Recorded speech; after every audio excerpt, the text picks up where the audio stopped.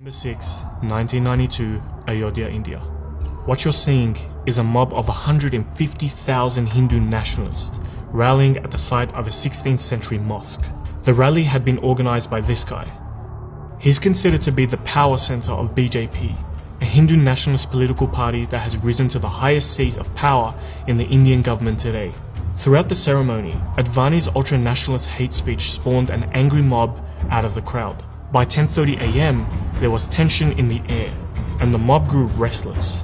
Hateful slogans were shouted, and police barricades had been planted around the mosque in preparation for any attacks. By noon, a young man had slipped past the barricade and climbed the structure to wave a saffron flag.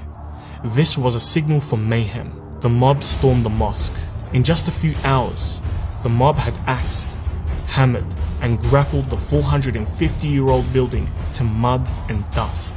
The Hindu nationalist mob then proceeded to attack Muslim residents of Ayodhya, ransacking and demolishing their houses. Some Muslims were murdered, while their shops were torched alongside 23 local mosques. And Advani, the person responsible for all these horrendous acts, is now the Deputy Prime Minister of India.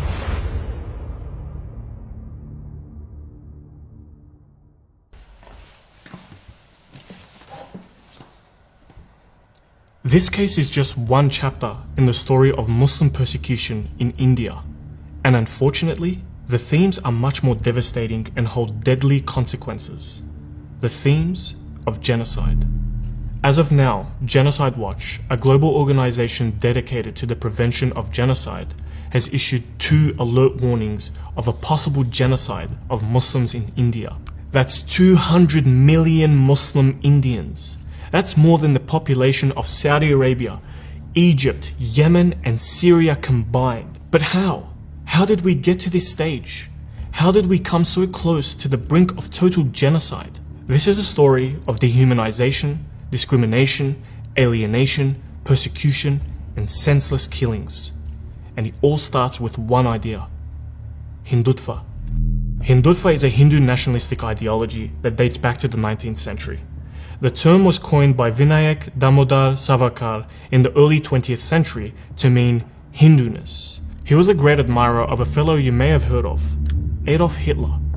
He said, India should follow the German example to solve the Muslim problem. Germany has every right to resort to Nazism and Italy to fascism, as if you couldn't be any more clear. It's from Savarkar that the ideas present in those words that led to the birth of the RSS. The RSS is a volunteer nationalist paramilitary organization birthed in the 1920s, with the goal of acting out Hindutva ideologies and bringing forth the Hindu Rashtra, or the Hindu state. Think of the RSS as a spiritual child of Hindutva ideology. Since its establishment, it's been banned 3 times. One of those times was because of the person who assassinated Mahatma Gandhi was a former RSS member. Yes, that Gandhi. So what role does RSS play in this narrative? And how does it relate to Hindutva? At the center of the Hindutva ideology is the idea that Indian national identity and culture are inseparable from the Hindu religion. This translates to India being fundamentally a Hindu state. By that logic, Hindus are Indians and non-Hindus are non-Indians, foreigners. If you haven't caught on yet, this possesses a problem to the 14% Muslim population of India. Pause. It's important to note here that Hinduism is not the same as Hindutva, and not all Hindus support the Hindutva movement. Hindutva manipulates Hinduism as a political weapon for strategy. Okay, unpause. So the RSS came to enact the ideology of Hindutva with restricted success. In order to grow and have more influence over the population, it needed a political arm. Enter the BJP, a political party formed in 1980 that weaponizes Hindu nationalism as a part of its politics as a way to win the country's Hindu majority votes. And that they did in 2014 when the leader of the BJP party was elected Prime Minister of India. His name, Narendra Modi, and he is still the current Prime Minister of India. What's concerning about the victory of the BJP winning the election is that its main political campaigning revolved around weaponizing Islamophobia. This election signaled a fundamental social and political shift for 207 million Muslims in India. In his youth, Modi was a member of the RSS, which explains the connection the BJP and the Hindutva ideas it espouses, especially the ones about Muslims. The BJP has been successful in bringing Islamophobia out from the shadows and into the mainstream in India and beyond internationally. It has become a state-manufactured ideology that Muslims represent an existential threat to Hindus and the Hindu religion. By propagating this, the BJP has found reasons to pass policies that seek to marginalize and discriminate against Muslims. These laws include preventing beef consumption, restricting Muslim immigration, and purportedly countering Islamist terrorism. All these things are bad, sure, but is it genocide? According to researchers and experts, yeah. And if you don't believe it, we're going to show you how. We mentioned previously an organization called Genocide Watch. We also said that they have recognized a process of genocide that constitutes 10 stages. We're going to walk through these stages and show you just how the current laws, policies, and regulations of the ruling BJP party compare. We're going to show you just how close India is to a full-scale genocide. And our first stop, stage 1, classification. This is where it starts. This is the us versus them phase, where ironically, the majority dominant part of society is threatened by the minority. What is known as the other can be a different race, nationality, or religion, like in this case, Indian Muslims. There are 1.4 billion people in India, representing diverse ethnicities, languages, and religions. Since the BJP came into power, Modi's government has espoused Hindutva ideology, classifying Indian society into Hindus and Muslims, or Indians and non-Indians. The division of society has begun. Stage 2, symbolization. Now that we have the other, they now need to be distinguished and identified. In Nazi Germany, the Jews were forced to wear the Star of David. Although Muslims haven't been forced to wear a symbol, Muslims are identified and often criminalized in Indian society by the expressions of their religion. If you look into your textbook of examples, you can see the ban on hijab in bold. Muslim girls and teachers who wear the hijab were denied entry to colleges on grounds that the hijab goes against the school policy on appropriate school uniforms. Girls were forced to remove the hijab outside the college grounds. Another symbol used by the BJP and the RSS to sow divisions is the consumption of beef by Muslims. The consumption of beef is prohibited in some states, even though India is one of the top exporters of beef in the world. Hindutva mobs conveniently forget this whenever they catch Muslims transporting, selling, and consuming beef. Now, Muslims are scared to even lay eyes on a cow as a result of these mob attacks. What these vigilantes do after they catch Muslims? We'll share the unpleasant details in a later stage. Stage 3, discrimination. After the minority group has been identified and distinguished, now begins the legal discrimination. Discrimination delivered through policies on a national scale effectively made India Muslims second-class citizens, like the Citizenship Amendment Act in 2019, for example. This effectively made religion the basis for which immigrants can become Indian citizens. Discrimination doesn't stop there. Ever heard of love jihad? Like a tale of a Greek tragedy, love jihad is a conspiracy that accuses Muslim men of luring Hindu women into marriages in order to convert them to Islam. That's why the BJP-run government prohibited interfaith marriages. When it comes to anti-Muslim discriminatory laws, there's a laundry list of them. Stage 4, dehumanization. Muslims in India are subjected to all sorts of discrimination, and they're often denied their humanity, as they're often equated with animals and vermin by RSS members. Essentially, dehumanization works to remove the barrier that often sits between people and inhumane acts like murder. The BJP use media, books, and other mediums to spread these ideas. Take Home Minister Amit Shah, for example. He likened Muslims to termites eating the food that should go to the poor. Even in religious conferences, Muslims aren't free from Hindutva bigotry, where calls for genocide and ethnic cleansing are openly called. मुसलमानों को मारने के लिए तलवार की आवश्यकता नहीं होगी। आपको टेक्निक में उनसे बहुत आगे जाना होगा। वो बहुत अच्छे हथियार लिए हुए बैठे हैं। हथियार उठाए बिना धरती की कोई कौम ना तो बच सकती है और ना ही कभी बचेगी।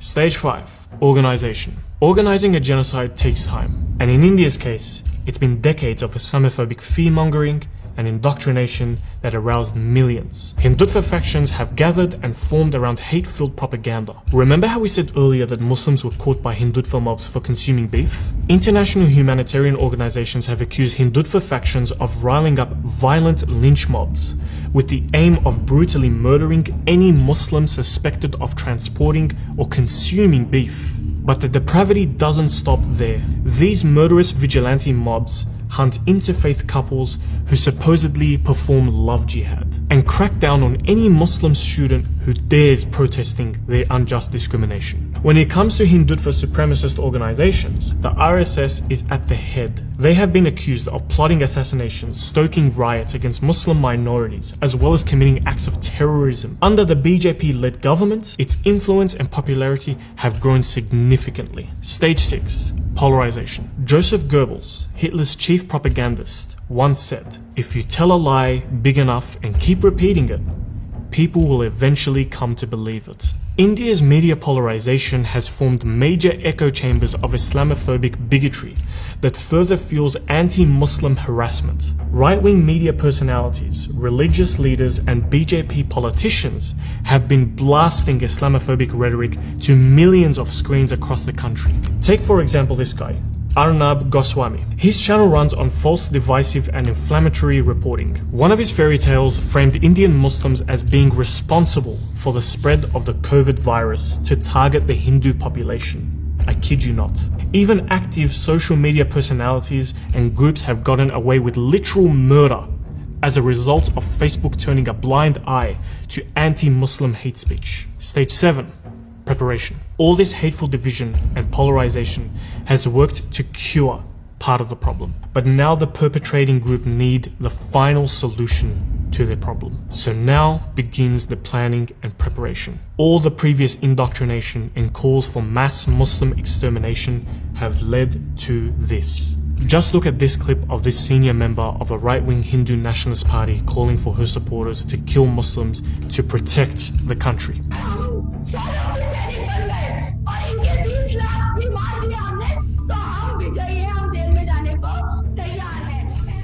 But for boots on the ground, you need to look no further than occupation of Muslim-majority Jammu and Kashmir. In 2019, India controversially positioned and stationed 600,000 troops to occupy the disputed states. Since then, there have been reports of arrests, torture, rape, and murder of Kashmiri citizens. Police encounters and citizen disappearances are routine, and the freedom of the press and movement is restricted. For many Muslims in India, this is a sign of what's to come in their own neighborhood. The 7th stage. That's where Muslims in India currently find themselves, in limbo between stage 7 and stage 8. Preparation for extermination and actual extermination. Teetering on the edge of a full genocide carried out by a neighbor on a neighbor. If the theory behind these 10 stages stands true, which they have so far, then only one possible outcome can come: genocide. The persecution has been normalized and acted out by influential people and laymen alike. The right-wing Hindu nationalists have successfully induced fear and hatred of the other in order to collect Hindutva sympathizers as voters. Modi's government feeds itself and its voters from the same ideological plates. The Simon Scott Center for the Prevention of Genocide released a 2023 report. It ranks India as being the 8th highest risk of a new mass killing. History has taught us that genocide is very real and can happen anywhere, whether it be in Europe or India. But to be taught by history means that you need to study it first. And for that matter, we have a lot to learn so that genocide can be prevented in India or in any other place in the world. And if you're not convinced yet, then think about this. Right now, Muslim Indians total 200 million. So if genocide occurs on a national scale, then this would make it the largest number of people exterminated in any genocide in history. Think about that.